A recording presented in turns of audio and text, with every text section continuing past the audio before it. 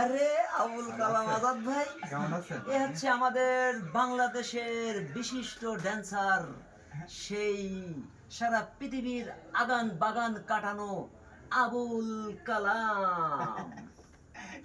বাহ বাহ সুন্দর।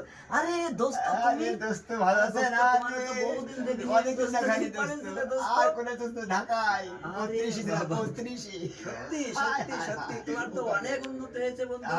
ওখানে তুমি তো কোটিপতি হয়ে গেছো, কোটিপতি।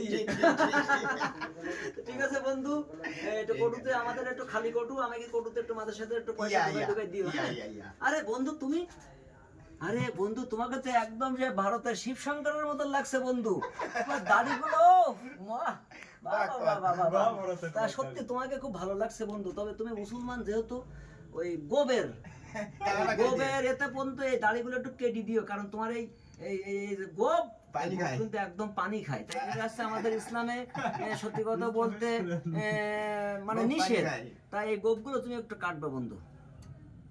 কাটপা তো মোবাইলের দিকে তাকাই বলো, হ্যাঁ কাটবো, মাথায় রেখে যেন।